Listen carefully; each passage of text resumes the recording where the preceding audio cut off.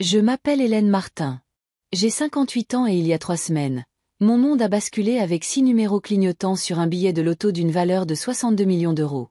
J'étais assise à cette même table de cuisine, le billet tremblant dans mes mains, le souffle coupé. Mais alors même que le choc m'envahissait, une décision s'est imposée, froide et solide comme la pierre. Personne dans ma famille ne le saurait jamais. Ni mon fils, ni ma fille, ni mon frère, qui m'a saigné à blanc pendant des années. Vous voyez, dans ma famille, l'argent n'est pas de l'amour, c'est un levier. Et j'étais sur le point de découvrir à quel point je comptais peu pour eux. Et voici la partie que vous n'allez pas croire. Avant même de dépenser un seul euro de cette fortune, j'ai décidé de les mettre à l'épreuve. Je voulais savoir, s'ils me croyaient sans le sou, qui ferait un pas en avant? Qui disparaîtrait? Qui montrerait son vrai visage? La réponse a failli me briser. Et elle a tout changé. N'oubliez pas de vous abonner à la chaîne et de commenter en indiquant d'où vous regardez. La première nuit après que ces numéros ont illuminé l'écran, je n'ai pas dormi. J'ai fixé ce billet sous la faible lumière au-dessus de cette table, écoutant le bourdonnement du réfrigérateur et le tic-tac de la vieille horloge sur le mur. 62 millions. Après impôts, peut-être 40. Toujours plus d'argent que je n'aurais jamais imaginé en tenir. Un instant, la jeune fille en moi, celle qui a grandi dans une ferme pleine de courants d'air de la Creuse, a voulu crier, courir dehors, dire au monde que j'étais enfin libre. Mais la femme que je suis, celle que les années de déception familiale ont burinée, savait qu'il ne fallait pas. Je me suis versé un verre de cognac, bien que mon médecin m'ait mis en garde contre ma tension artérielle. Le liquide ambré captait la lumière tandis que je le faisais tourner, et j'ai pensé à toutes les fois où j'avais déjà joué les idiotes. Marc, mon fils, avait appelé il y a 2 ans au milieu de la nuit. Maman, c'est juste 5 000 euros, juste le temps que l'entreprise décolle. J'ai viré l'argent avant le lever du soleil. Il n'en a plus jamais parlé. Émilie, ma fille, était plus subtile. Elle me voulait à ses côtés lorsqu'elle a acheté son premier appartement, jusqu'à ce qu'elle ait besoin d'aide pour couvrir les frais de notaire. Elle a promis que c'était temporaire. 5 ans plus tard, elle répond à peine à mes appels. Et Robert, mon jeune frère, s'il y avait un record du monde pour l'argent emprunté et les promesses non tenues, il serait champion. Il avait toujours ce ton pleurnichard, cette façon de me faire sentir coupable d'avoir juste un peu plus que lui, même quand tout ce que j'avais était un emploi stable et une modeste retraite. J'ai laissé le cognac me brûler la gorge. Si je leur parlais du gain, je savais ce qui arriverait. Ils tourneraient en rond comme des vautours, chacun avec ses histoires, ses besoins, ses crises urgentes. Et à la fin, ce ne serait pas un cadeau. Ce serait une obligation, une laisse autour de mon cou. Le verre de cognac a atterri sur la table avec un bruit sourd. J'ai pris ma décision sur le champ. Le silence était ma protection. Le lendemain matin, le soleil s'est glissé à travers les stores, projetant des lignes sur le parquet usé. J'ai préparé mon café, noir et fort, comme je l'ai toujours aimé. Tandis que l'arôme emplissait la cuisine, j'ai ouvert mon ordinateur portable et cherché comment réclamer un gain au loto anonymement. Mes doigts ont hésité sur les touches, mais j'ai continué. C'est alors que je suis tombée sur des articles concernant les fiducies aveugles. Un avocat pouvait en créer une, protéger mon identité. Je pourrais repartir avec mes gains, et le monde ne saurait jamais qu'Hélène Martin était devenue multimillionnaire du jour au lendemain. Mes lèvres se sont retroussées en un demi-sourire. Cet anonymat valait plus que le billet lui-même. Mais même avec ce filet de sécurité qui se formait dans mon esprit, une autre pensée a fait son chemin. Au fil des ans, j'avais soutenu ma famille dans leur tempête, discrètement, sans fanfare. Et pourtant, quand j'avais eu besoin ne serait-ce que d'une fraction de ce soutien en retour, quand mon mari Étienne était malade et que je me noyais dans les factures d'hôpital, qui était là? Pas Marc, pas Émilie, pas Robert. Ils avaient chacun des excuses, des vies bien remplies, des besoins pressants. C'est tante Marthe, la sœur de mon père, retraitée de longue date et vivant d'une maigre pension, qui m'a glissé un chèque de 200 euros en murmurant « J'aimerais que ce soit plus, Hélène ». Ce souvenir me piquait au vif. Il est resté avec moi alors que j'étais assise devant l'ordinateur, faisant défiler les noms d'avocats du centre-ville. J'ai pris le téléphone et composé un numéro que j'ai trouvé sur le site web d'un cabinet. La voix d'une femme a répondu sèchement. « Cabinet Meyer et Associés, comment puis-je vous aider ?» « Oui, dis-je, ma voix plus basse que d'habitude. Je dois prendre rendez-vous avec maître Linda Meyer. C'est pour une question de planification successorale et financière. » Il y a eu une pause à l'autre bout du fil. Nous avons une disponibilité demain matin à 10 heures. Cela vous convient-il? Ce sera parfait, dis-je, griffonnant l'adresse sur un bloc-notes. Après avoir raccroché, le silence de la maison s'est de nouveau fait sentir. Ma maison était modeste, une demeure de plain pied avec des planchers qui craquent, la peinture extérieure s'écaillant un peu plus chaque année. Elle me convenait, cependant. Après le décès d'Étienne, je n'avais pas eu le cœur de déménager. C'est ici que nous avions vécu nos derniers jours ensemble, là où ses rires avaient autrefois résonné dans la cuisine. L'idée de remplir ces pièces avec le bruit de parents quémandant de l'argent me rendait malade. Ce soir-là, je me suis assise sur le porche alors que les lampadaires s'allumaient. Mon voisin, Monsieur Dubois, m'a salué de la main en promenant son chien. J'ai levé la main en retour, pensant à quel point il ignorait béatement l'existence du bout de papier dans ma poche qui pourrait acheter toutes les maisons de ce pâté de maison. J'enviais son ignorance. Mon téléphone a vibré sur la table à côté de moi. Un texto de Robert. « Hélène, ma chérie. On peut parler? Je suis un peu dans le pétrin. » Je n'ai pas répondu. Pas encore. J'ai fixé ces mots, la mâchoire serrée. C'était exactement pour ça que je ne pouvais pas leur dire. L'encre de mon miracle n'était même pas sèche, et déjà les griffes familières se tendaient. J'ai mis le téléphone dans ma poche, me suis levée et suis rentrée. Le lendemain matin, je me suis habillée avec ma plus belle veste, bleu marine, avec des boutons qui s'étaient un peu desserrés, et j'ai pris l'ascenseur jusqu'au 10e étage d'un gratte-ciel de verre du centre-ville. Le hall d'entrée sentait le marbre poli et l'argent. Maître Linda Meyer m'a accueillie avec une poignée de main ferme. Elle avait à peu près mon âge, avec des cheveux argentés soigneusement tirés en arrière, des yeux vifs derrière ses lunettes. « Madame Martin, dit-elle chaleureusement. Entrons dans mon bureau. » Je l'ai suivie, serrant l'enveloppe dans ma poche comme si c'était une bouée de sauvetage. Une fois la porte fermée, j'ai posé le billet sur son bureau. Un instant, ses sourcils se sont haussés, mais elle s'est vite reprise, le professionnalisme l'enveloppant comme un manteau. « Je vois, dit-elle doucement. Eh bien, vous êtes au bon endroit. Nous pouvons protéger votre identité, Madame Martin, mais d'abord, nous devons discuter de vos intentions. Que voulez-vous que cet argent fasse pour vous? » Sa question est restée en suspens. J'ai ouvert la bouche, puis l'ai refermée. Qu'est-ce que je voulais? La sécurité, oui. La liberté, certainement. Mais plus que ça, je voulais la vérité. Je voulais savoir une bonne fois pour toutes si ma famille tenait à moi ou à ce que je pouvais leur fournir. Je veux garder cela secret, dis-je finalement. Et je veux m'assurer que si je décide d'aider quelqu'un, ce sera selon mes propres termes. Linda a hoché la tête. Alors nous commencerons par une fiducie aveugle. Cela prendra quelques semaines, mais une fois établi, les fonds seront intouchables par quiconque sauf vous. J'ai expiré, le soulagement se mêlant à l'appréhension. Dans le bus du retour, je regardais par la fenêtre la ville défiler. J'ai pensé aux années passées, à chaque fête où j'avais été un portefeuille plutôt qu'une invitée, à chaque appel téléphonique qui commençait par des banalités mais se terminait par des demandes. Et j'ai pensé à ce que Linda m'avait demandé. Que voulez-vous que cet argent fasse? Ce soir-là, l'idée m'est venue, lentement d'abord, puis avec une clarté indéniable. Je ne leur parlerai pas du gain. Au lieu de cela, je les mettrai à l'épreuve. Je raconterai à chacun la même histoire, que j'avais perdu de l'argent, que j'étais sur le point de perdre ma maison, que j'avais besoin d'aide. Juste une petite somme comparée à ce que je leur avais donné au fil des ans. Je voulais voir, quand la situation se retournerait, qui se manifesterait et qui s'en irait. Je me suis assise à cette table, la plume crissant contre le papier, écrivant des noms. Marc, Émilie, Robert, ma belle-sœur Chantal. Chacun de ceux qui avaient déjà pris, emprunté ou exigé. J'ai même écrit le nom de Marthe, bien que mon instinct me dise qu'elle aiderait si elle le pouvait. En écrivant, ma poitrine s'est serrée. Était-ce cruel? Peut-être. Mais après une vie à être celle qui portait tout le monde, j'avais besoin de savoir. J'avais besoin de la vérité, aussi amère soit-elle. La maison était silencieuse quand j'ai terminé. J'ai plié le papier, l'ai glissé dans ma poche et j'ai soufflé la bougie sur la table. La flamme a vacillé une fois avant de disparaître en fumée. Demain, je passerai le premier appel. Et ainsi commença le test qui allait démêler tout ce que je pensais savoir sur la famille, sur la loyauté, sur l'amour. Je suis restée éveillée longtemps après minuit, le carnet avec les noms de ma famille soigneusement plié dans ma poche.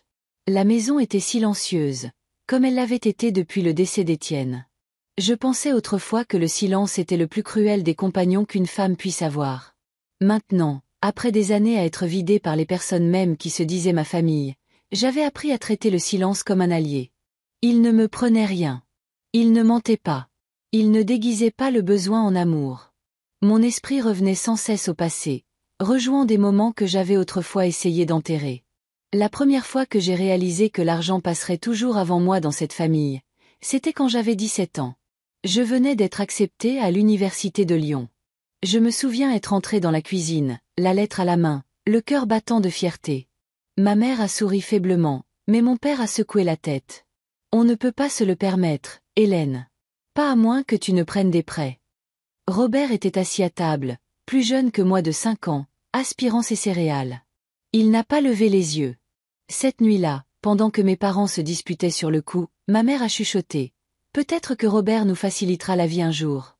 Il a le charme. Le charme, elle appelait ça. Moi, je devais travailler dur.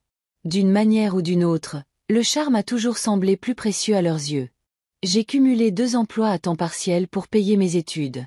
Je ne leur ai plus jamais demandé d'aide.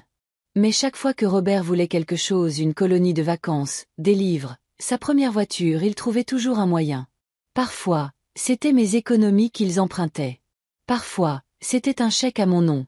Je me disais que ce n'était pas grave. Il était plus jeune. Il en sortirait. Mais Robert n'est jamais sorti de rien. Il est devenu un homme qui croyait que le monde lui devait quelque chose. Et d'une manière ou d'une autre, cette dette semblait toujours être la mienne. La vie avec Étienne était différente. Il manquerait. Il était stable, d'une voix douce, un instituteur qui croyait que les petits actes de gentillesse valaient plus que n'importe quel euro. Nous vivions modestement. Une petite maison au papier peint qui se décollait sur les bords, mais remplie de rire. Nous avons élevé nos enfants, Marc et Émilie, dans cette maison. Ces années avant que les fissures n'apparaissent furent le seul moment où je me suis sentie en sécurité dans ma famille. Nous n'avions pas grand-chose, mais ce que nous avions semblait suffisant. Puis la maladie est arrivée, et c'est comme si quelqu'un avait incliné le sol sous nos pieds. Le diagnostic d'Étienne un cancer du poumon a tout brisé. Il n'avait jamais fumé de sa vie. Je me suis épuisée au travail pour essayer de le maintenir confortable. J'ai vendu mon bateau, vidé notre épargne retraite et pris des gardes pour lesquelles j'étais trop vieille. Quand les factures sont devenues des montagnes que je ne pouvais plus gravir, j'ai fait la seule chose que je m'étais juré de ne jamais faire. J'ai appelé mes enfants et j'ai appelé Robert. Marc a répondu en premier. Sa voix était sèche, pressée. Maman, je ne peux pas continuer à cracher de l'argent. La start-up est en plein décollage. 5 000 par-ci, 10 000 par-là. Ça finit par faire beaucoup. Les mots ont coupé plus profondément qu'ils ne le réalisaient. Le ton d'Émilie était plus doux, mais non moins définitif. Maman, Paul et moi remboursons l'appartement. Peut-être dans quelques mois, nous pourrions. La phrase s'est dissipée comme de la fumée, vide de sens.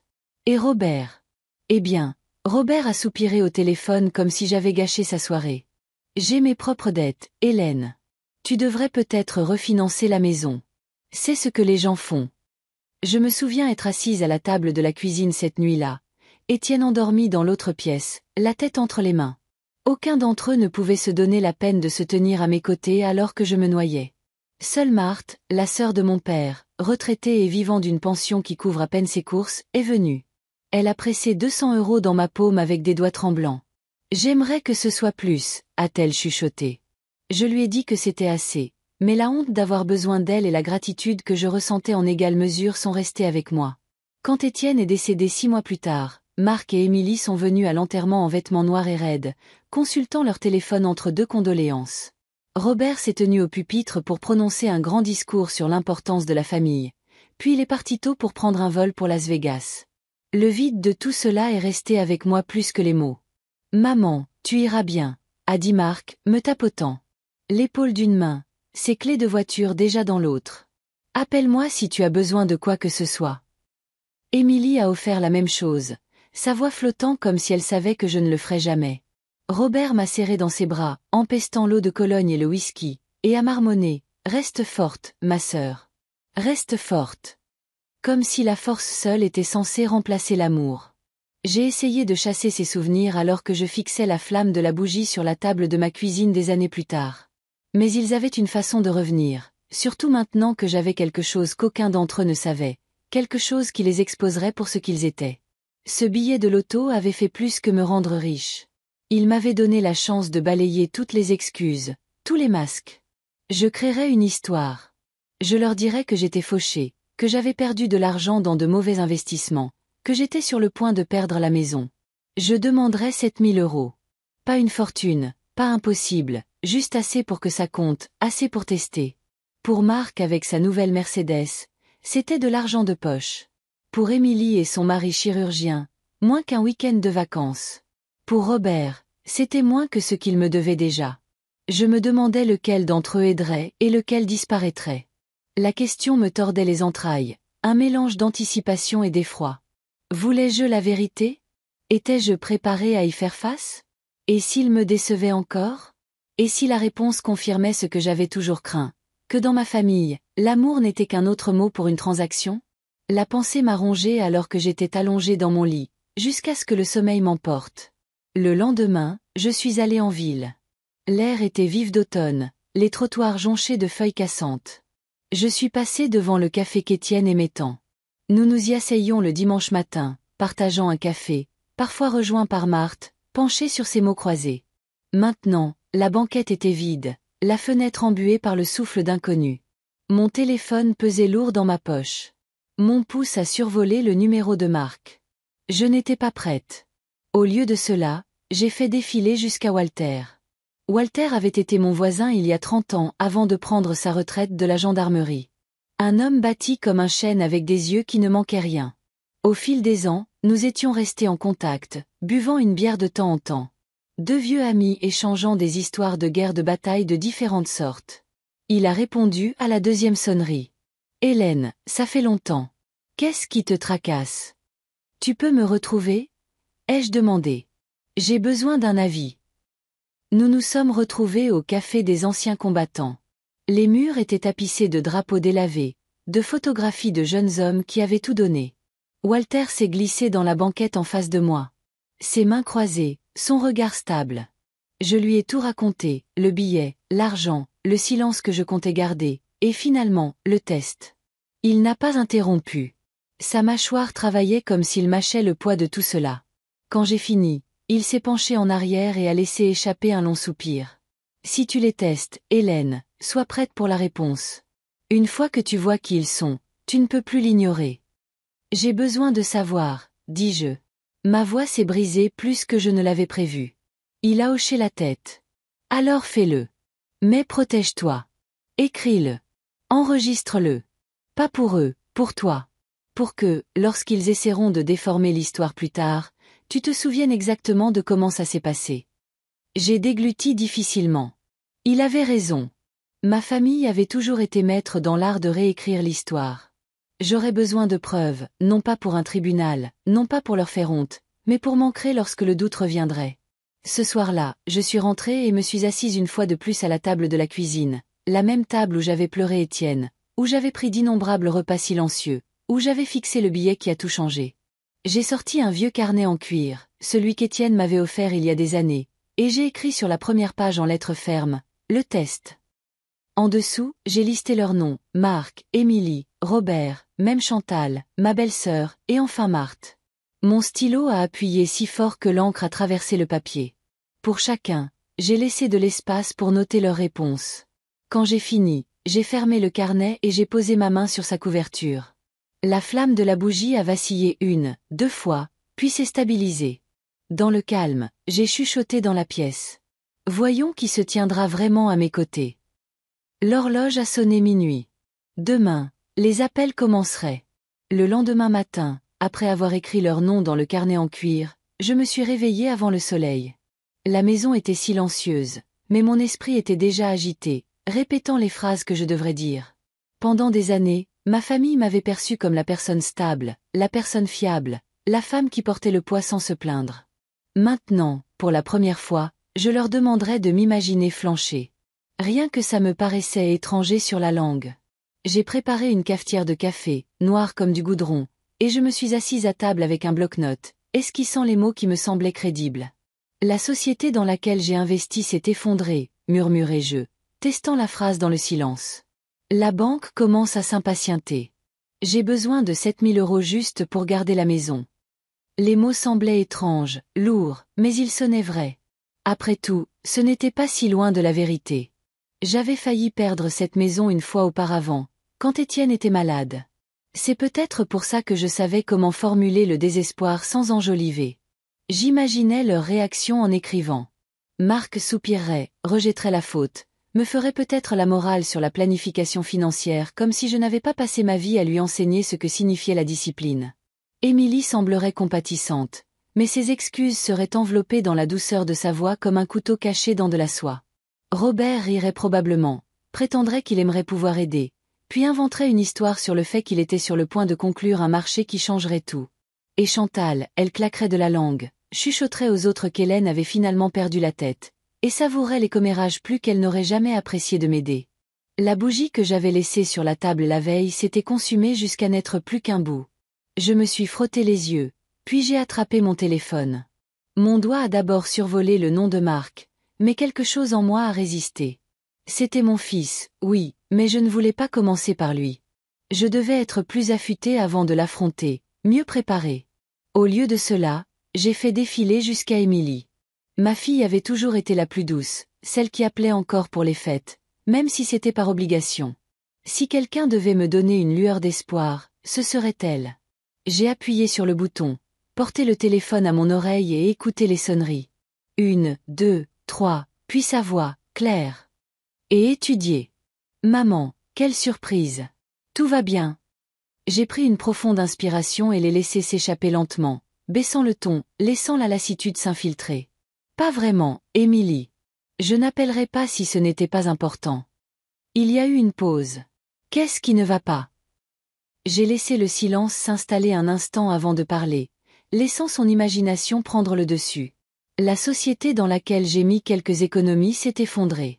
Fraude, mauvaise gestion, peu importe, l'argent a disparu. Et la banque appelle déjà pour l'hypothèque. J'ai besoin d'aide. Juste assez pour me maintenir à flot jusqu'à ce que je trouve une solution. Environ 7 000 €. Son inspiration soudaine m'est parvenue même à travers les grésillements. Un instant, j'ai cru qu'elle pourrait me surprendre. Puis sa voix s'est adoucie, prudente, étudiée. Oh, maman, c'est terrible. Je n'arrive pas à croire qu'il t'ait fait ça, mais, 7 000 €, c'est beaucoup. Paul vient de payer les frais de scolarité des enfants et on rattrape encore les retards sur les rénovations de l'appartement. Peut-être dans quelques mois. J'ai coupé gentiment. Émilie, la banque n'attendra pas quelques mois. Ils commenceront les procédures d'ici quelques semaines. Son silence s'est étiré, trop long. Je pouvais presque l'entendre peser le coup de ma crise contre le confort de sa vie. Je vais parler à Paul, dit-elle finalement. Peut-être qu'on peut gérer une plus petite somme, mais je ne peux rien promettre. Une plus petite somme, une demi-mesure, un délai. J'entendais dans sa voix que la conversation était déjà terminée. Je comprends, dis-je, le ton plat. Merci d'avoir écouté. Bien sûr, maman, répondit-elle rapidement, un peu trop pressée de clore l'appel. On trouvera une solution. Ne t'inquiète pas. Mais elle n'allait rien trouver. Pas pour moi. J'ai terminé l'appel, posé le téléphone et fixé le carnet en cuir. J'ai écrit son nom, tracé une ligne et noté les mots. Sympathie, excuse, pas d'engagement. Le goût dans ma bouche était amer. Pendant un long moment, je suis restée assise sans bouger, mon café devenu froid. Une partie de moi voulait arrêter l'expérience-là, pour préserver les quelques illusions qui me restaient. Mais les illusions sont une sorte de poison. Une fois que vous avez goûté à l'antidote, vous ne pouvez plus revenir en arrière. À midi, j'avais répété, légèrement modifié l'histoire, la rendant plus percutante. Cette fois, j'ai appelé Robert. Mon frère a répondu à la deuxième sonnerie, sa voix pleine de bravade. Hélène, ça fait un bail, ma sœur. Comment va la vie tranquille?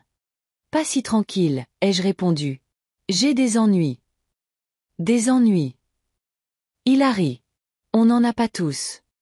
Je n'ai pas retourné le rire. La vérité, c'est que j'ai fait de mauvais investissements. J'ai perdu une bonne partie de mon argent. La banque tourne autour de la maison. J'ai besoin de 7 000 € pour tenir le coup jusqu'à ce que je puisse régler ça. Il n'a pas manqué un battement. 7. Bon sang, je n'ai même pas 700 qui traînent. Les temps sont durs, tu sais. Le marché est difficile. Les clients sont en retard dans leur paiement. Tu devrais peut-être, vendre ce vieux camion ou refinancer. Tu as toujours été doué pour te débrouiller. Robert, dis-je calmement. Je t'ai aidé avec bien plus que ça quand tu en avais besoin. Quand tu as investi dans ce restaurant qui a fait faillite. Quand tu m'as supplié de te donner de l'argent après ton divorce. J'ai répondu présente à chaque fois. La ligne est restée silencieuse un moment. Puis il a soupiré. Ouais, eh bien, c'était différent. La famille aide la famille, non? Tu t'en sortiras. Tu t'en sors toujours. La famille aide la famille, répétai-je doucement, savourant l'ironie.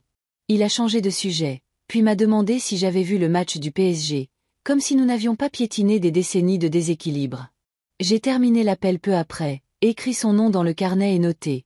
Pas d'argent, déviation, platitude vide. En fin d'après-midi, la maison semblait plus lourde, comme si les murs eux-mêmes absorbaient le poids des réponses que je collectais. Je suis sorti pour m'éclaircir les idées, faisant craquer les feuilles sous mes bottes. Mais chaque son semblait faire écho à leur refus.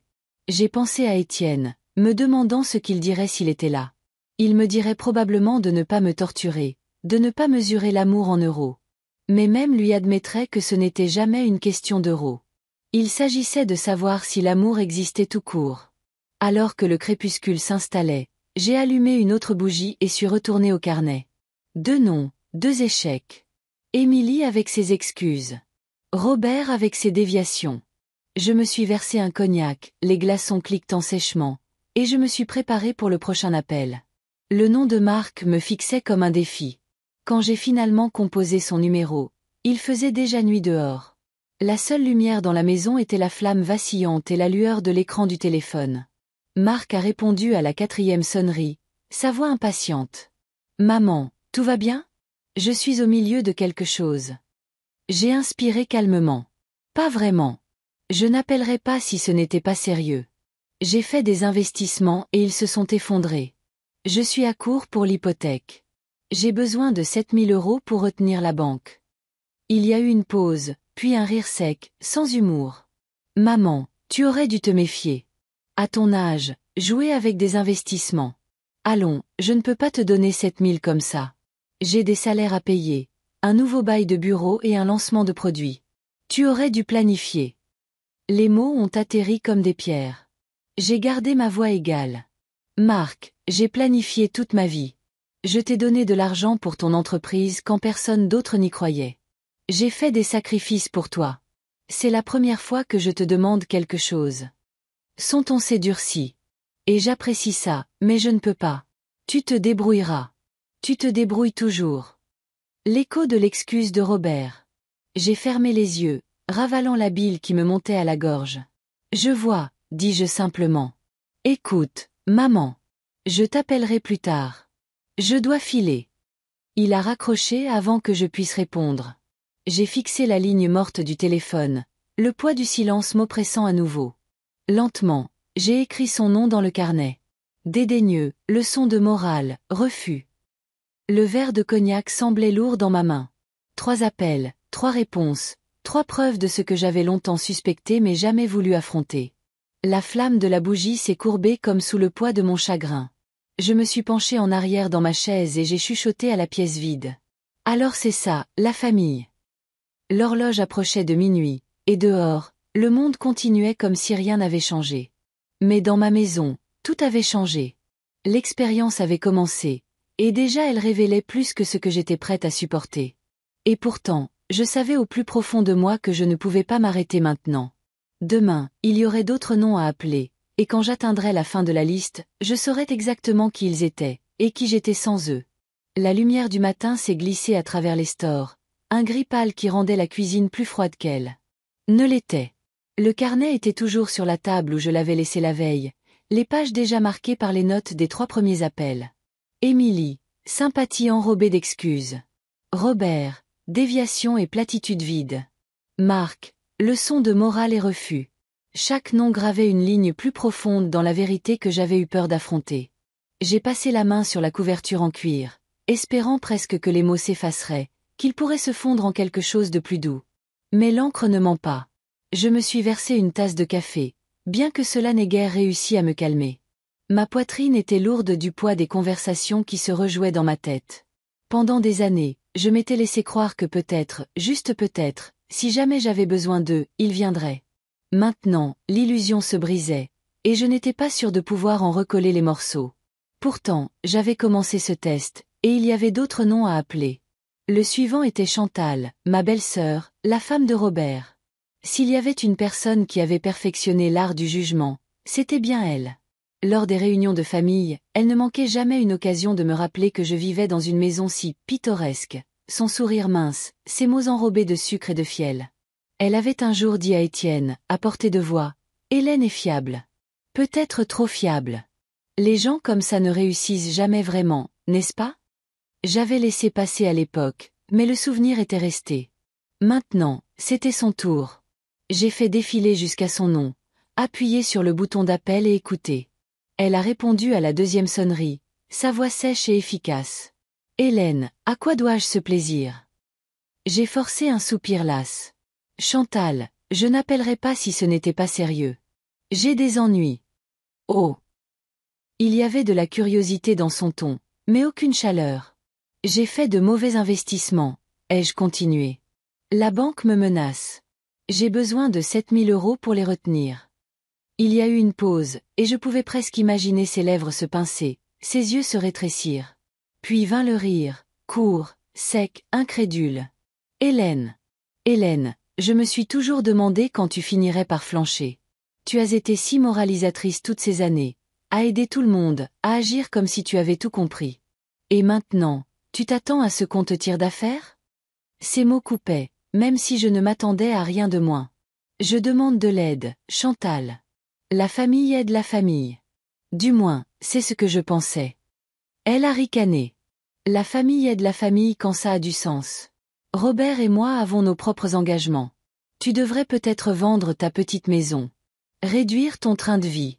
Vivre selon tes moyens, comme nous tous. » J'ai gardé un ton égal, bien que mes mains tremblent. « Tu veux dire comme quand j'ai aidé Robert après la faillite du restaurant, ou quand je vous ai donné de l'argent à tous les deux après les réparations de l'ouragan. » Silence. Puis sa voix est devenue vive. « C'était différent. C'était pour quelque chose dont nous avons tous profité. Ça, ce n'est que ton propre gâchis. » J'ai fermé les yeux, laissant ces mots s'installer. « Je vois, » dis-je finalement. « Merci pour ton honnêteté. » Elle a raccroché sans un mot de plus. J'ai fixé le téléphone dans ma main, le silence bourdonnant à mes oreilles. Lentement, j'ai écrit son nom dans le carnet. Mépris, jugement, aucune aide. L'amertume s'est installée dans ma poitrine comme une pierre. 4 appels, 4 échecs. J'ai pris une longue gorgée de cognac, bien que le soleil se soit à peine levé. Le goût brûlait, mais pas assez pour émousser la douleur. À midi, j'arpentais le salon, le carnet ouvert sur la table basse. Mes yeux se sont portés sur le dernier nom que j'avais écrit la veille, presque comme une pensée après coup, Marthe. Chère Marthe, qui m'avait donné 200 € quand personne d'autre ne voulait le faire. C'était la dernière personne que je m'attendais à tester. Elle avait si peu. Mais l'équité exigeait que je l'appelle aussi. Pourtant, j'hésitais. Si elle me décevait, je n'étais pas sûre de pouvoir le supporter. Et si elle aidait, ce serait à un coût qu'elle ne pouvait pas se permettre. Mon pouce a survolé son numéro pendant ce qui m'a semblé des heures. Finalement, j'ai posé le téléphone et suis sortie. L'air vif de l'automne a traversé mes pensées, m'ancrant. J'ai marché sans but dans le quartier, passant devant des enfants qui jouaient, devant un couple qui se disputait tranquillement sur un porche. Le monde continuait, ignorant la guerre silencieuse que je menais en moi-même. Quand je suis rentrée, le soleil était bas, peignant le ciel de nuances d'orange et de rose. Le carnet était toujours sur la table, en attente. Je ne pouvais pas l'éviter éternellement. J'ai pris le téléphone, composé le numéro et attendu. Sa voix a répondu, chaude, familière. « Hélène, ça fait trop longtemps. Comment vas-tu ?» J'ai dégluti difficilement. « Pas très bien, Marthe. Je n'appellerai pas si ce n'était pas important. » Son ton a changé instantanément, l'inquiétude se lisant dans chaque mot. « Qu'est-ce qui ne va pas ?» J'ai laissé le silence s'étirer avant de répondre. J'ai perdu de l'argent. Des investissements qui ont mal tourné. La banque veut saisir la maison. J'ai besoin de 7 000 € pour la garder. Il n'y a eu aucune hésitation. Aucune. Oh, Hélène, a-t-elle soufflé. C'est terrible. Bien sûr que je vais t'aider. Je n'ai pas 7 000, mais je peux en trouver 3. C'est presque toutes mes économies, mais tu en as plus besoin. Ces mots m'ont frappé plus durement que tous les refus réunis. J'ai serré le téléphone plus fort, ma gorge se nouant. Marthe, je ne peux pas. Pas de discussion, a-t-elle interrompu doucement. La famille aide la famille. Et tu as toujours été là pour moi. C'est mon tour. Des larmes me piquaient les yeux, inattendues et importunes. J'ai tourné le visage, bien que personne ne puisse me voir. Merci, ai-je murmuré, ma voix se brisant. Ne me remercie pas, a-t-elle répondu fermement. Promets-moi juste que tu iras bien. Promets-moi que ça ne te brisera pas. Je le promets, dis-je, bien que mon cœur sache qu'il était déjà brisé. Nous avons parlé un peu plus longtemps de petites choses, de sa santé, de son jardin, des livres qu'elle lisait. Quand nous avons raccroché, le silence dans la maison semblait différent. Pas lourd, mais vivant, faisant écho à sa gentillesse. J'ai ouvert le carnet, écrit son nom, et pour la première fois cette semaine-là, je n'ai pas écrit « échec ». À la place, j'ai écrit « a donné presque tout ce qu'elle avait ». Aucune hésitation. Vrai. Je me suis assise en arrière, fixant les mots jusqu'à ce qu'ils se brouillent. La bougie vacillait à côté de moi, projetant de longues ombres dans la pièce. Pendant des jours, j'avais épluché les couches de ma famille, exposant la pourriture là où j'avais espéré de la force. Et maintenant, voici la seule personne avec le moins à donner, m'offrant plus que quiconque. Ce n'était pas l'argent qui m'émouvait. C'était l'instinct, l'immédiateté de son amour. Pas de calcul, pas d'excuses, juste donner parce que c'est ce que l'on fait quand on aime quelqu'un. C'était à la fois un baume et une blessure. Un baume parce que cela prouvait que l'amour pouvait exister. Une blessure parce que cela montrait à quel point les autres avaient profondément échoué. J'ai fermé le carnet, posé ma main sur sa couverture et me suis assise dans la pénombre. Demain, il y aurait d'autres appels, d'autres vérités à découvrir. Mais ce soir, je me suis laissé aller à la seule vérité qui comptait, que parfois, l'âme la plus riche est celle qui a le moins dans ses poches. L'horloge tournait, le verre de cognac était vide, la bougie se consumait. Dehors, le monde s'endormait. À l'intérieur, j'ai murmuré dans le silence. Je te vois, Marthe, et je n'oublierai pas. Le matin après mon appel avec Marthe, je me suis réveillée avec les yeux gonflés. Je n'avais pas pleuré depuis des années, même pas à l'enterrement d'Étienne, du moins pas là où quelqu'un pouvait me voir. Mais la nuit dernière avait brisé quelque chose en moi. La façon dont Marthe avait offert le peu qu'elle avait, sans hésitation, sans jugement. Cela m'avait à la fois réconforté et blessé d'une manière que je ne pouvais pas entièrement nommer. J'avais écrit ces mots dans le carnet, vrai, et les avais fixés jusqu'à ce que l'encre se brouille. C'était la seule entrée qui ne brûlait pas. Je me suis assise à table maintenant, le carnet fermé mais lourd devant moi. 4 refus, un acte de gentillesse qui m'a entaillé plus profondément que toute la cruauté combinée. J'aurais dû me sentir justifiée. Au lieu de ça, je me sentais vide, comme si chaque conversation m'avait enlevé une autre partie de moi. Pour la première fois, je me suis demandé si j'avais fait une erreur. Pas avec le test lui-même, mais avec ma capacité à l'endurer. Le téléphone a sonné en milieu de matinée. Je n'ai pas reconnu le numéro au début, mais quand j'ai répondu, la voix familière m'a rassurée. « Hélène, c'est Walter. Je pensais à ce que tu m'as dit. Tu es libre aujourd'hui ?» J'ai hésité, regardant le verre de cognac encore sur la table de la veille. « Je suis libre. »« Bien, » dit-il. « Retrouve-moi au café dans 1 heure. Apporte ce carnet. » Le trajet fut court, mais mes mains serraient le volant plus fort qu'elles n'auraient dû. Quand je suis entré dans le café des anciens combattants, Walter attendait déjà à une table dans le coin, 2 tasses de café fumant entre nous.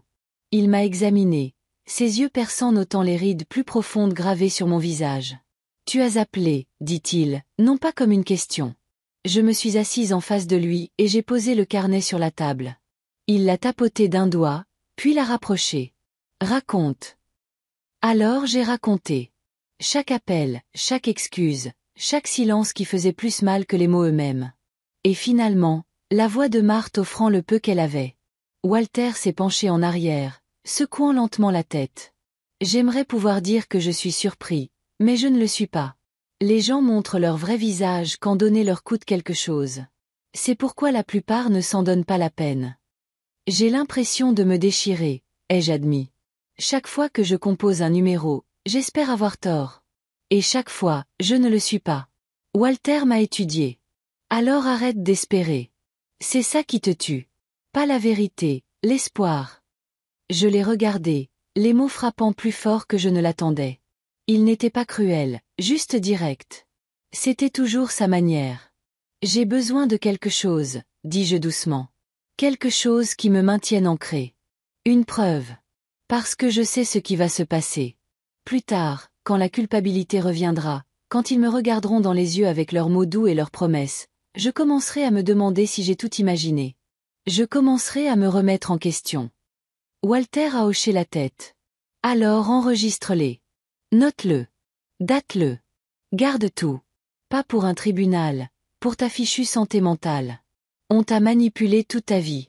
Ne les laisse pas recommencer. Je l'ai fixé, le poids de ces mots manquant. Tu penses que ça aidera? Je sais que ça aidera, dit-il fermement. Parce que c'est une chose de se souvenir de la piqûre. C'en est une autre d'entendre leur voix plus tard, exactement comme elles étaient. C'est la vérité que tu ne peux pas contester. Il m'a tendu un petit appareil que je n'avais pas remarqué qu'il avait apporté. Enregistreur numérique. Utilise-le pour les prochains appels. Ne leur dis pas. Laisse-le tourner.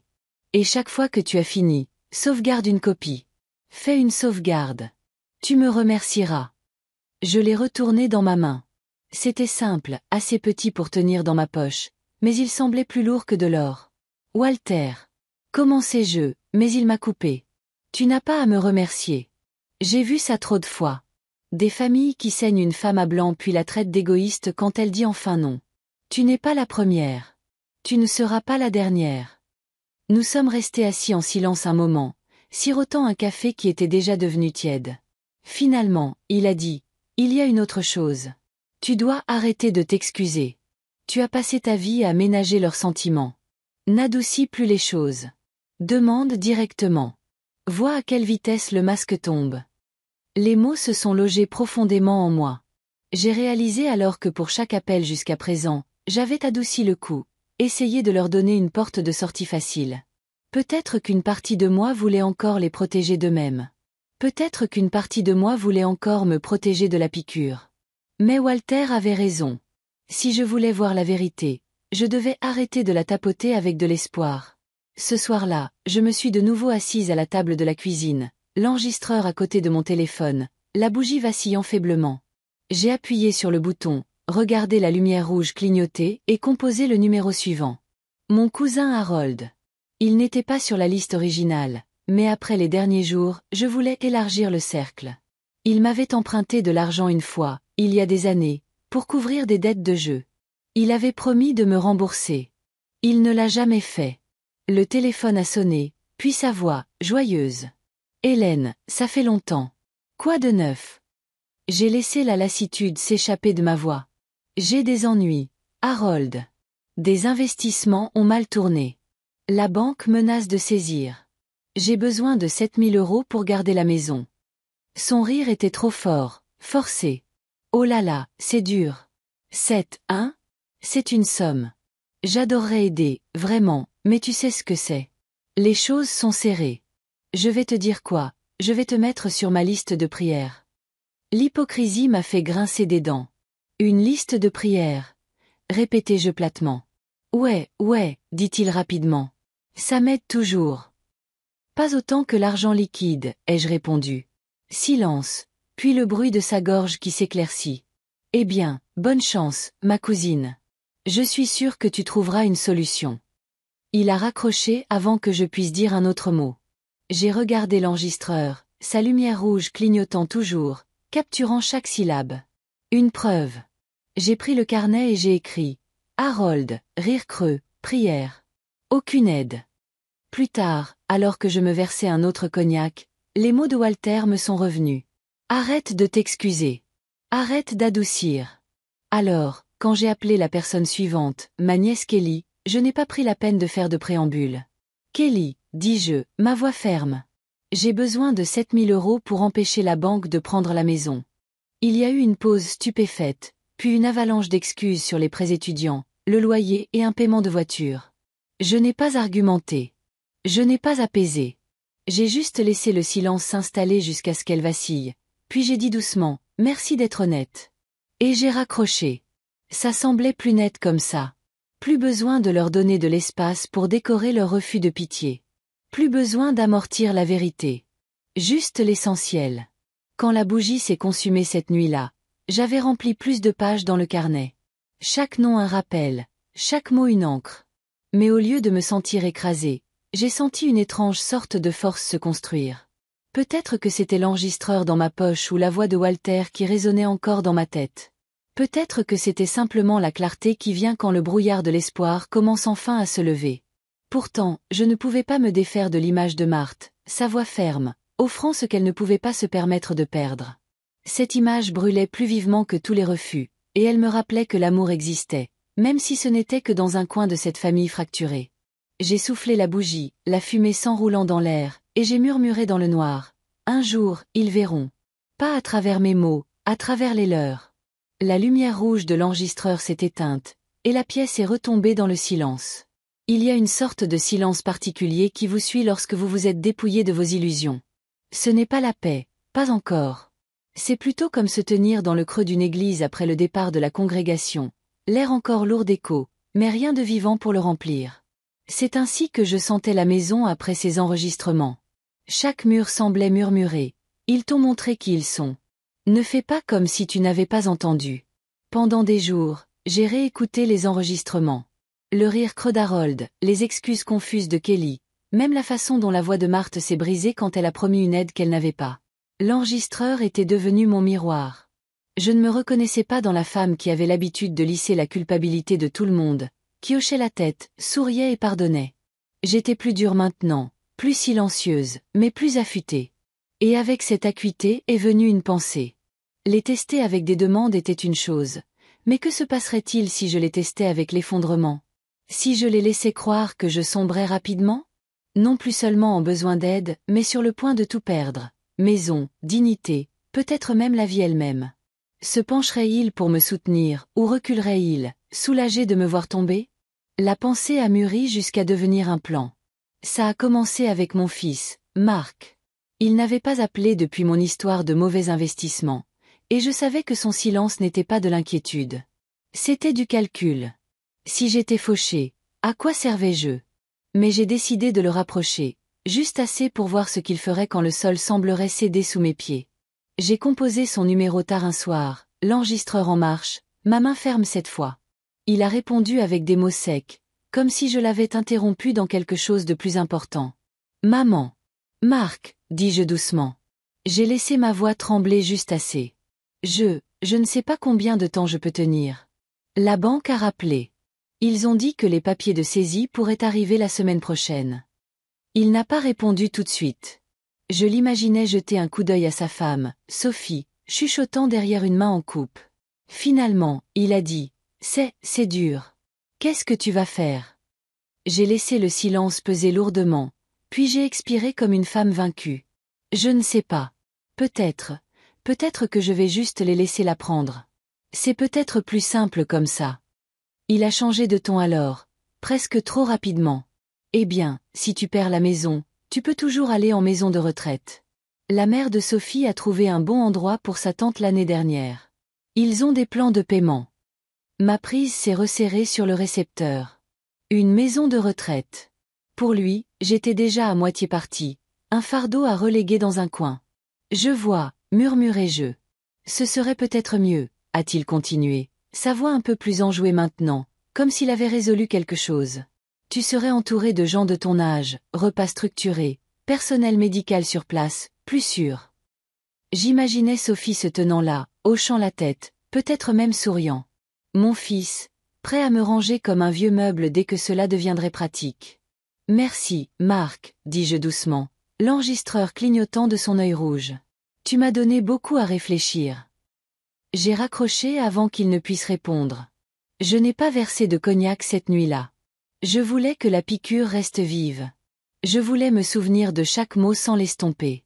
Le lendemain, j'ai essayé ma fille, Émilie. Elle a décroché à la 3e sonnerie.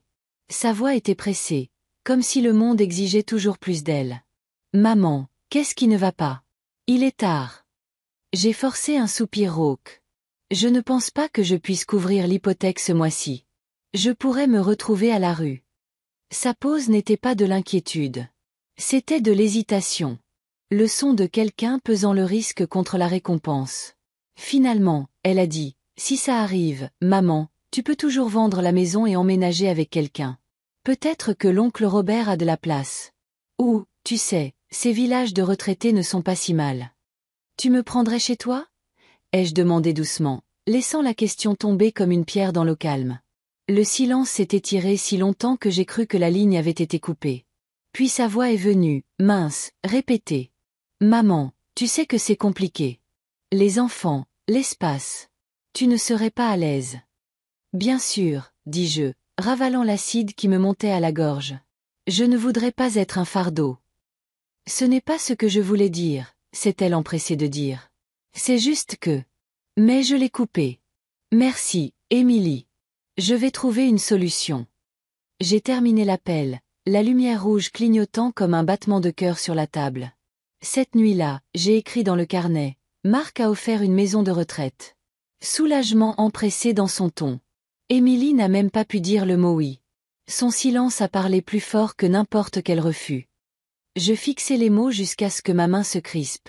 Chaque entrée était une pierre tombale marquant l'enterrement d'une autre illusion. Mais voici la tournure que je n'avais pas prévue. Après ces appels, je ne me sentais pas plus faible.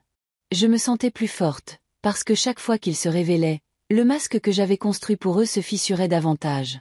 Et plus je les voyais clairement, moins ils avaient de pouvoir sur moi. Walter a appelé le lendemain. Il n'a même pas attendu que je parle. Ils t'ont encore déçu, n'est-ce pas? Oui, ai-je admis. Bien. Bien. Ai-je aboyé? Oui, dit-il fermement. Parce que plus ils échouent, plus tu es libéré du mensonge. Tu penses que tu perds une famille, mais ce que tu perds, c'est la laisse qu'ils ont eue à ton cou pendant des décennies. Je suis resté avec ces mots, les laissant brûler. Il avait raison. Chaque refus n'était pas seulement une trahison. C'était une libération. J'ai décidé de pousser l'expérience plus loin. S'ils pensaient que j'étais vraiment en train de m'effondrer, est-ce que quelqu'un essaierait d'en profiter? La réponse est venue plus vite que je ne l'attendais. Une semaine plus tard, mon frère Robert s'est présenté à ma porte sans prévenir. Il n'était pas venu depuis des mois, pas depuis la rumeur de mes pertes d'investissement que je lui avais servi. « Hélène, dit-il, trop enjoué, j'ai entendu dire que les choses sont difficiles. » Je l'ai laissé entrer, l'enregistreur niché dans ma poche. Il a balayé la pièce du regard comme un vautour, ses yeux s'attardant sur la bouteille de cognac, les factures impayées que j'avais délibérément laissées traîner sur le comptoir. « Tu sais, commença-t-il, s'installant dans un fauteuil, je pourrais te débarrasser de cette maison avant que la banque ne le fasse. Te donner un peu d'argent pour tenir le coup. Pas grand-chose, bien sûr, vu les circonstances, mais mieux que rien, non? » Je le fixai, la mâchoire serrée. Il voulait me racheter pour des miettes. Fondre sur ce qu'il pensait être une carcasse. « Robert, dis-je lentement, qu'est-ce que tu ferais de la maison? » Oh, tu sais, il a agité une main. La revendre. Peut-être la louer. Le neveu de Sophie a besoin d'un logement. Ce pourrait être parfait. Tout le monde y gagne. Tout le monde sauf moi. Je me suis penché en arrière, laissant le silence s'étirer jusqu'à ce qu'il se tortille mal à l'aise. Je vais y réfléchir, dis-je finalement. En partant, j'ai surpris son reflet dans la fenêtre, un sourire satisfait, le genre d'un homme qui croit qu'il vient de déjouer sa sœur. Quand la porte s'est refermée, j'ai murmuré à l'enregistreur dans ma poche. « Robert, vautour, prêt à me vider vivante. » Cette nuit-là, la bougie a brûlé plus bas que d'habitude, les ombres plus longues. J'ai pensé à l'empressement de Marc à me mettre de côté, au silence lâche d'Émilie et à la cupidité de Robert. Et au lieu du désespoir, j'ai senti quelque chose d'autre monter en moi. Pas de la colère, pas encore. Quelque chose de plus froid, de plus stable. De la résolution. Parce que maintenant, je comprenais. Ce n'était plus seulement un test. C'était une préparation. Il pensait qu'il tournait autour d'une femme brisée. Il n'avait aucune idée que je prenais des notes, que je sauvegardais chaque mot, chaque sourire narquois, chaque silence. Un jour prochain, je mettrais tout cela devant eux comme un miroir dont ils ne pourraient pas se détourner. Et quand ce jour viendrait, ils verraient enfin ce que je voyais. Pas une famille, pas de l'amour, mais un château de cartes s'effondrant sous son propre poids. J'ai soufflé la bougie, la fumée s'enroulant dans l'air, et j'ai dit à voix haute à la pièce vide. Vous avez rendu votre verdict. Je ne suis que le témoin. La lumière rouge de l'enregistreur s'est éteinte, scellant la confession de la nuit dans sa mémoire. Le matin après la visite de Robert, je me suis réveillée dans un silence différent. Pas le genre de silence vide, mais un silence déterminé. Un silence qui ressemblait à la pause avant qu'un artisan ne donne son premier coup de ciseau. Quelque chose en moi s'était apaisé. Plus besoin d'attendre qu'il me prouve le contraire. Il l'avait déjà fait. Maintenant, c'était à mon tour de me préparer. Je me suis assise à la table de la cuisine avec mon carnet et un stylo noir. Les mots de la veille me fixaient. Marc, maison de retraite. Émilie, silence. Robert, vautour. En dessous, j'ai écrit un nouveau mot en très épais, plan. Pour la première fois depuis des semaines, mes mains ne tremblaient pas. Je savais que la vengeance n'était pas le mot juste pour ce que je voulais. La vengeance est chaude, imprudente. Il fallait que ce soit quelque chose de plus froid, de plus net. La justice. Un miroir si clair qu'ils ne pourraient pas détourner le regard. Et la beauté de la chose, c'est qu'ils allaient tout mettre en mouvement eux-mêmes. La première étape était juridique. J'ai appelé Walter l'après-midi suivant. Il a répondu avec la même constance rauque qu'il avait toujours eue. « Walter, j'ai besoin d'un avocat, dis-je simplement. » Il a gloussé. « Tu en as déjà un. »« Non, pas pour moi. Pour eux. » Il est resté silencieux un instant, puis a dit « Explique. » J'ai baissé la voix. « S'ils me croient fauché, ils vont se rapprocher. Robert a déjà essayé d'acheter la maison pour une bouchée de pain. J'ai besoin que tout soit enregistré, documenté et irréfutable. Et quand le moment viendra, je veux que ce soit noir sur blanc. Chaque mensonge, chaque trahison, chaque complot. Pas ma parole contre la leur.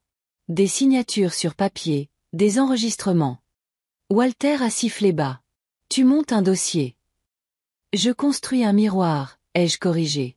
Il n'a pas argumenté. Au lieu de ça, il m'a donné le nom d'un confrère, un homme discret, qui s'occupait de succession et de conflits familiaux. J'ai appelé ce soir-là et pris rendez-vous sous le prétexte de restructurer mon testament. L'avocat n'avait pas besoin de connaître toute la vérité. Tout ce qu'il avait à faire, c'était de m'aider à préparer le terrain. La semaine suivante, je suis allée en centre-ville, portant ma plus vieille veste et un dossier rempli de factures impayées. Des accessoires, bien sûr. Le bureau de l'avocat sentait le vieux papier et le vernis au citron. Il m'a serré la main avec un détachement poli, comme le font les professionnels quand ils ne s'attendent qu'à de la routine. « Je veux faire quelques changements, » lui ai-je dit, glissant le dossier sur le bureau. Les circonstances ont changé. Nous avons parlé pendant plus d'1 heure.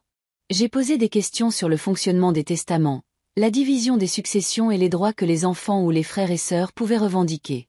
Il a expliqué patiemment, sans jamais soupçonner que chaque détail était une autre brique dans le mur que je construisais. Quand je suis partie, je savais exactement comment structurer les choses pour que, lorsque la vérité ferait surface, ils ne puissent pas la déformer. Cette nuit-là, j'ai écrit dans mon carnet, miroir encadré, verre encore caché. Mais les papiers légaux n'étaient qu'une partie. L'étape suivante était financière. L'argent, après tout, était la scène sur laquelle il se révélait, et j'avais toujours 62 millions d'euros qui attendaient tranquillement dans des comptes dont ils ignoraient l'existence.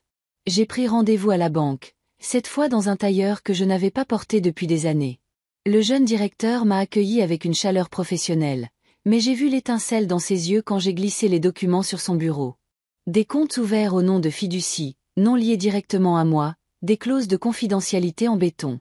Êtes-vous sûr de vouloir ce niveau de séparation avec votre famille, Madame Martin ? A-t-il demandé. Certaine, dis-je sans hésitation. S'il m'arrive quelque chose, je veux que l'argent soit protégé, intouchable. Il a hoché la tête, cliquant sur son stylo. Alors vous aurez besoin de fiduciaires. En qui avez-vous confiance ? J'ai souri faiblement. Pas en ma famille. Quand je suis partie, chaque centime était verrouillé dans des véhicules. Qu'ils ne pourraient pas flairer, et encore moins toucher. En surface, j'étais fauchée, en train de me noyer. En réalité, j'étais plus en sécurité que je ne l'avais jamais été. Le test de mes préparatifs est arrivé plus tôt que prévu. Émilie est venue un dimanche après-midi, sans prévenir.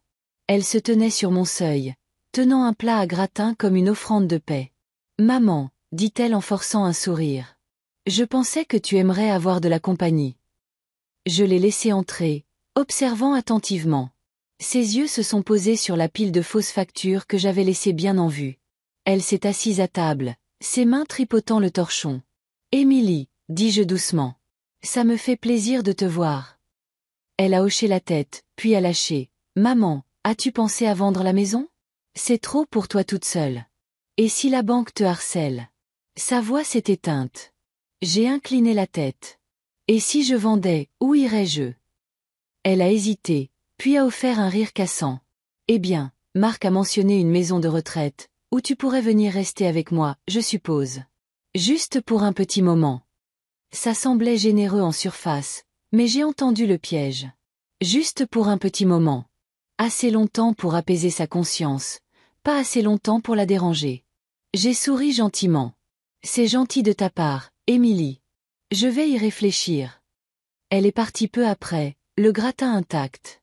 Dès que la porte s'est fermée, j'ai murmuré dans l'enregistreur. « Émilie, apparence d'aide. Réalité, confinement. » Quelques jours plus tard, Marc a rappelé. Son ton était brusque, professionnel. « Maman, Sophie et moi avons parlé. Nous pensons qu'il est préférable que tu réduises ton train de vie maintenant, avant que les choses ne s'enveniment. Si tu nous cèdes la maison, nous nous occuperons des paiements. Comme ça, tu n'auras pas à t'inquiéter. » J'ai serré le récepteur plus fort. « Te céder la maison? Oui, c'est pratique. Tu peux rester ici un peu, mais à terme, nous emménagerons. C'est gagnant-gagnant. Pour lui, peut-être. Pour moi, c'était l'exil de ma propre vie. » J'ai laissé ma voix trembler. J'aurai besoin de temps pour réfléchir. « Ne prends pas trop de temps, » a-t-il insisté. « La banque n'attendra pas. » J'ai raccroché, la poitrine serrée. Mais au lieu du désespoir, j'ai senti cette froide résolution s'approfondir. Chaque mot, chaque offre, ils creusaient leur propre tombe, et je tenais juste l'appel fermement. Ce soir-là, Walter est passé. Nous nous sommes assis sur le porche, l'air d'automne vif avec l'odeur des feuilles brûlées. « Il se rapproche, » dis-je doucement. « Bien, » a répondu Walter. Plus il se rapproche, plus il se révèle. Ne te presse pas. Laisse-les croire qu'ils gagnent. J'ai hoché la tête. Le plus dur, c'est de ne pas montrer mon jeu. Walter a siroté son café, puis m'a regardé avec une lueur dans les yeux. Quand le moment viendra, Hélène, tu ne leur montreras pas seulement ta main. Tu leur montreras tout le jeu de cartes. Puis est venue la tournure que je n'attendais pas. Un soir, alors que je nettoyais la cuisine, le téléphone a sonné. C'était encore Robert, sa voix mielleuse. « Hélène, ma sœur, j'ai réfléchi. Pourquoi laisser la banque tout prendre? Je pourrais aider. J'achète la maison demain, cash. Pas de délai administratif, pas de honte de saisie. Juste propre et facile. » Je savais exactement ce qu'il faisait, essayant de fondre sur sa proie avant que quiconque d'autre ne le puisse. Mais au lieu de la colère, j'ai ressenti un calme curieux. « Robert, dis-je lentement. Passe demain. Nous en parlerons. » Après avoir raccroché, j'ai fixé l'enregistreur sur le comptoir. Demain, le masque tomberait encore plus bas, et je serais prête. Parce que les fondations étaient posées, documents légaux, argent caché, preuves s'accumulant chaque jour. Il pensait qu'il tournait autour d'une femme mourante. En vérité, c'était moi qui tournais autour d'eux. J'ai fermé le carnet, soufflé la lampe et chuchoté à l'obscurité. « Vous vouliez un levier. Maintenant, vous l'aurez. Mais pas comme vous le pensez. » La lumière du matin tombait sur la table de la cuisine, attrapant le bord de ma tasse de café. J'avais peu dormi la nuit précédente, mon esprit arpentant, même si mon corps restait immobile. Robert venait aujourd'hui. L'homme qui avait partagé mon sang, mon enfance, et plus d'une fois ma confiance, seulement pour la vider. Je savais qu'il arriverait avec son plus beau sourire, porteur de promesses qui sentaient la pourriture. J'ai rapproché mon carnet et j'ai écrit une seule ligne. Aujourd'hui, il abat ses cartes. À midi, on a frappé, sec, impatient. J'ai ouvert la porte pour trouver Robert debout là, dans sa veste en cuir, une main déjà dans sa poche comme s'il était prêt à négocier. « Hélène, dit-il chaleureusement, trop chaleureusement. Tu as l'air en forme. J'ai laissé mon regard s'attarder sur lui. Entre. Il est entré, jetant un coup d'œil aux factures empilées sur le comptoir, la faible odeur de café et de vieux bois nous enveloppant. Il ne s'est pas assis avant que je ne lui fasse signe. Il a commencé en posant une enveloppe pliée sur la table. Ne perdons pas de temps. Je sais que tu es dans le pétrin. Je suis là pour aider. Aider? Ai-je fait écho? Oui. Offre en espèces. La maison pour moi, la liberté pour toi. Pas de banque sur ton dos. Tu peux empocher quelque chose. Déménager dans plus petit, vivre facilement. Il a glissé l'enveloppe plus près. Je fais ça pour toi, Hélène. Je ne l'ai pas touché. Pour moi, ai-je répété doucement. Bien sûr, son sourire était crispé. Nous sommes frères et sœurs. Le silence s'est étiré. Puis j'ai demandé, qu'y a-t-il dans l'enveloppe? Une lettre d'offre, dit-il rapidement. Signée. Tout est légal. Tu verras, je suis généreux. Je l'ai ouverte lentement, mes yeux parcourant les chiffres. C'était risible. Une fraction de la valeur de la maison, même dans son état usé. Un marché de vautours.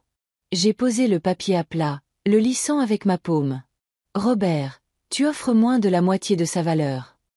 Il s'est penché en avant. La moitié de quelque chose vaut mieux que rien. Toi et moi savons que la banque la saisira pour encore moins. J'ai rencontré son regard, stable. Et si je refuse? Il a haussé les épaules, essayant d'être désinvolte. Alors tu te noies. Je t'offre une bouée de sauvetage. Mes lèvres se sont courbées en un très léger sourire. Une bouée de sauvetage, murmurai-je. À ce moment-là, je savais que je l'avais exactement où je voulais. Ce que Robert ne savait pas, c'est que le petit appareil sous la table enregistrait chaque mot.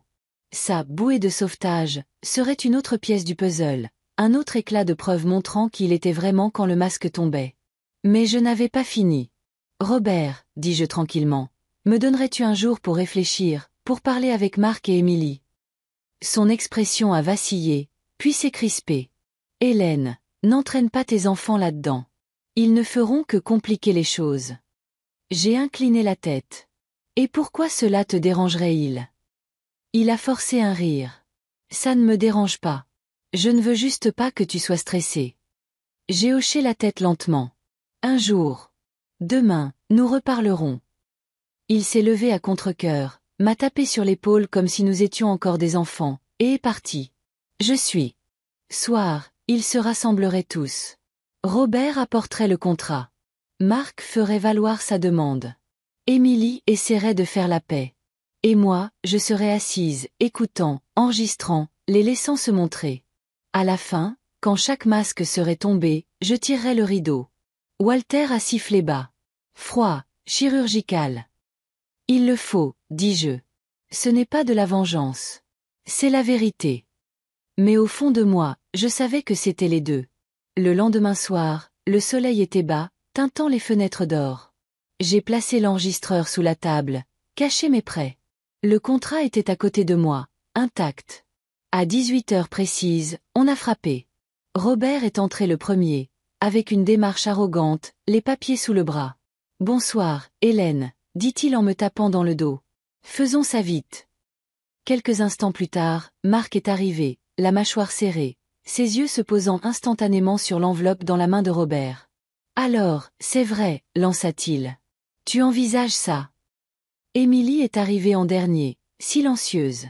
Ses enfants laissés à la maison. Elle s'est glissée à l'intérieur comme quelqu'un entrant dans une église avant des funérailles. Nous nous sommes assis dans le salon, l'air épais. J'ai laissé le silence s'installer avant de parler.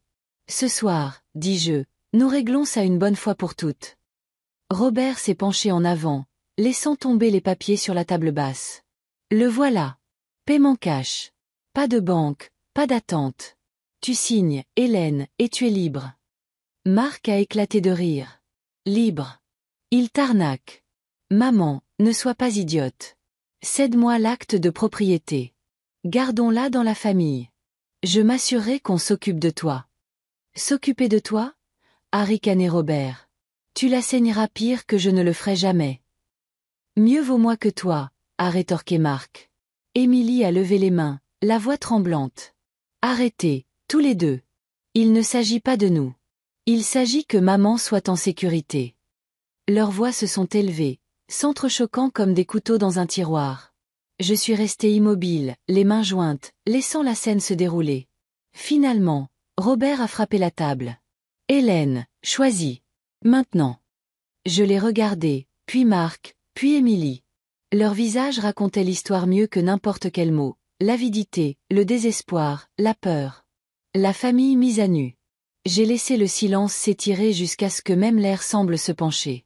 Puis, doucement, j'ai dit, « Savez-vous ce qu'est cette maison ?» Ils ont cligné des yeux. Ce ne sont pas du bois et des clous.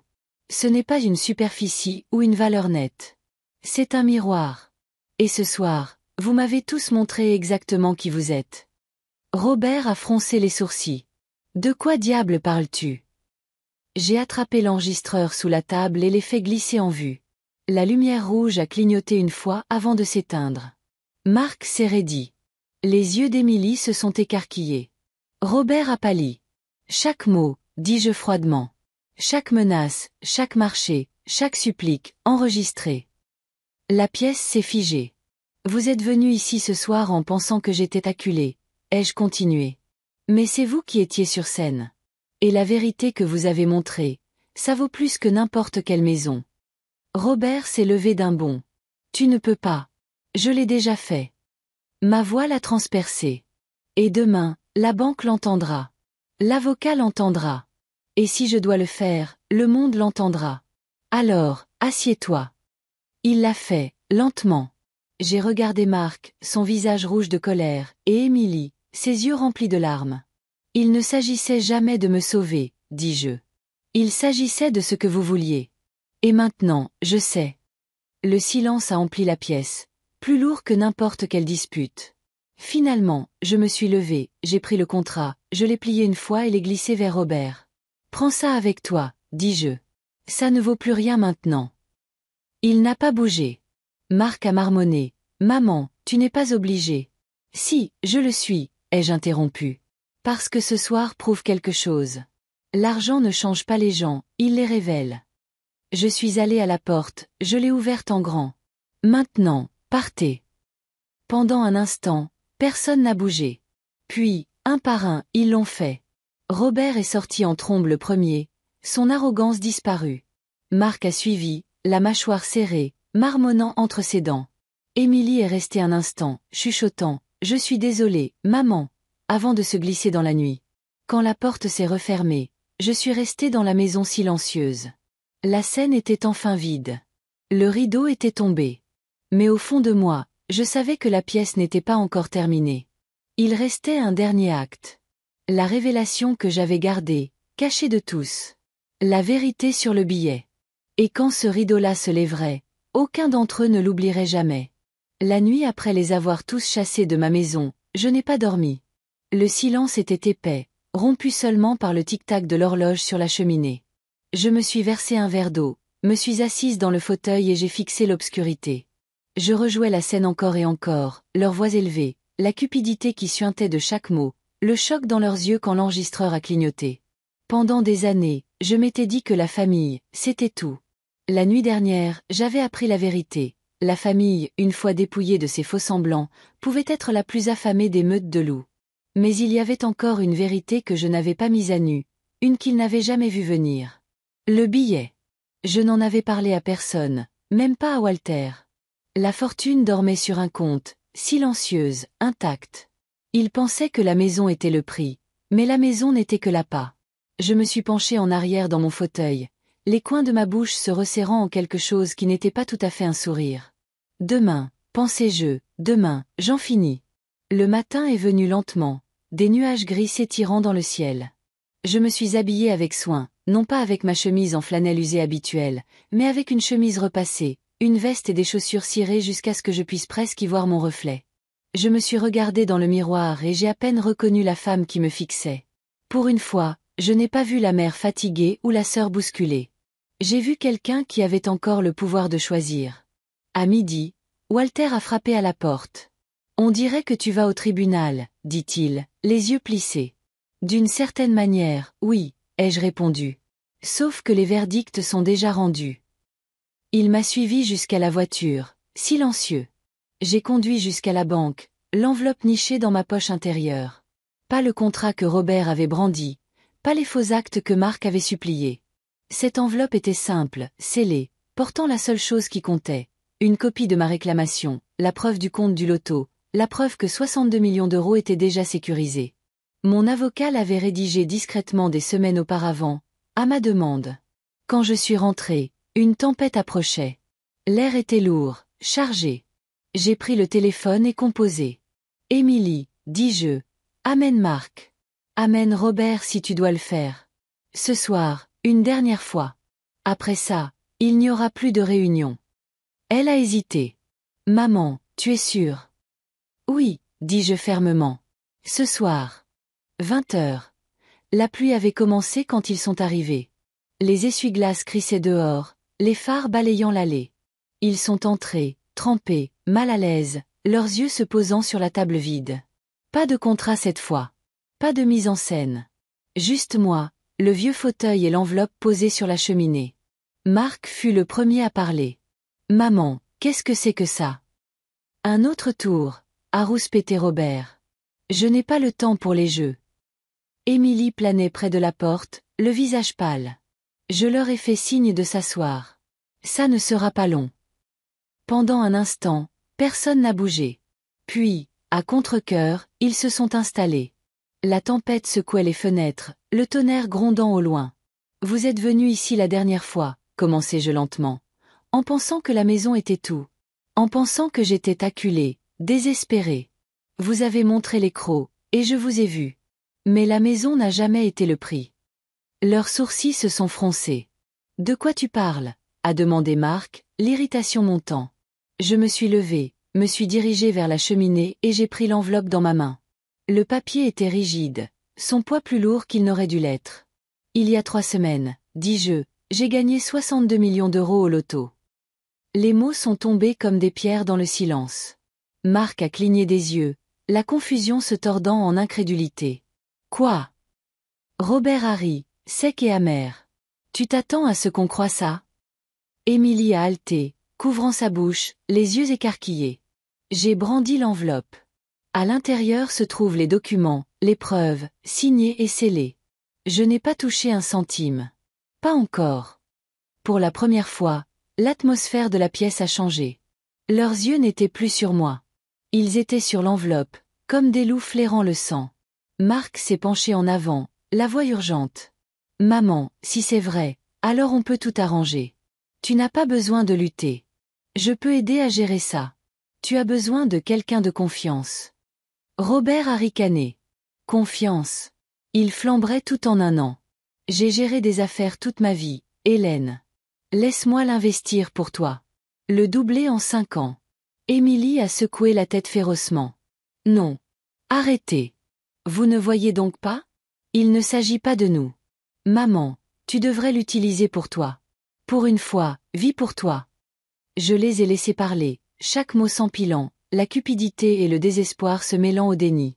C'était la même pièce, seule la scène avait changé. La dernière fois, c'était la maison. Ce soir, c'était une fortune.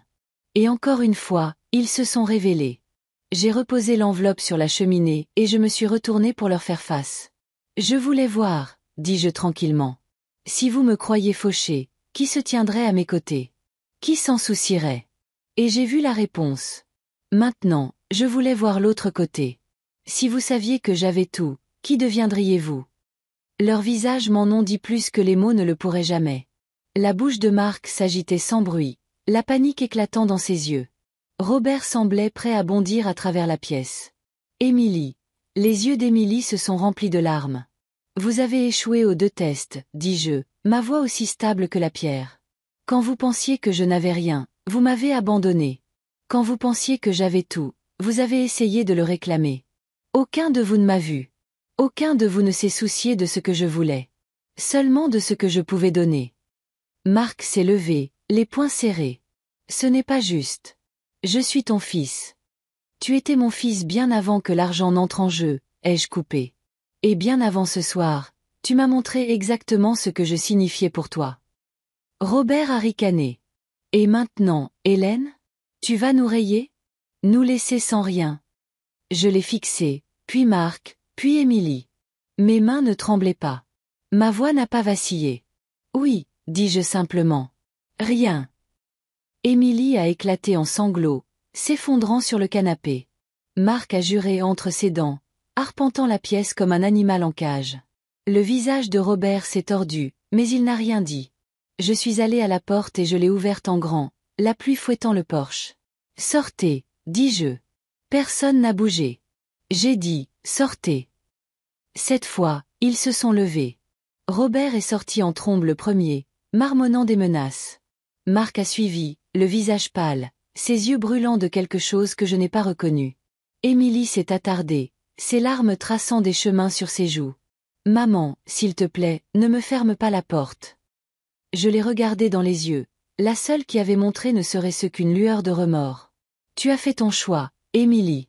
Ce soir, j'ai fait le mien. Ses épaules ont tremblé alors qu'elle se tournait et partait. Quand la porte s'est refermée, je suis restée seule dans le silence, la tempête faisant toujours rage dehors. L'enveloppe était intacte sur la cheminée. Je l'ai prise, l'ai glissée dans le tiroir et l'ai verrouillée. Pour la première fois depuis des années, la maison semblait plus légère. Dans les semaines qui ont suivi, les appels sont arrivés. Des messages vocaux en colère de Marc, des messages suppliants d'Émilie, le silence de Robert. Je n'ai pas répondu. Je n'en avais pas besoin. La vérité avait déjà été dite, enregistrée, gravée dans la mémoire. J'ai rencontré mon avocat, mis en place des fiducies, des fondations, des plans qu'ils ne verraient jamais. Pas un seul euro ne passerait entre leurs mains. À la place, des bourses porteraient le nom de mon mari, une aile de l'hôpital local, un refuge en centre-ville. Des héritages discrets qu'ils ne pourraient jamais transformer en levier.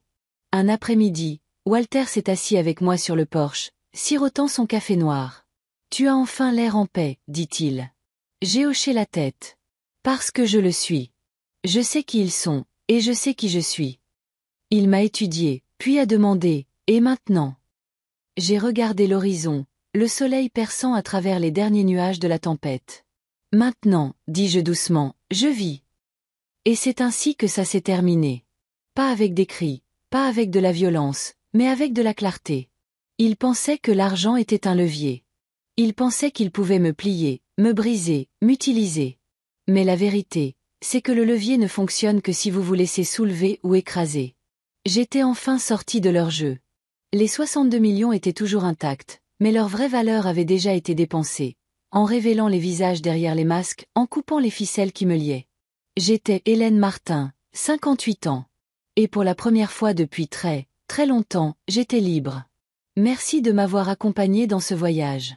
Si vous aimez cette histoire, veuillez aimer cette vidéo, vous abonner à la chaîne et partager vos impressions sur cette histoire dans les commentaires. Pour écouter la prochaine histoire, cliquez sur la playlist qui s'affiche maintenant.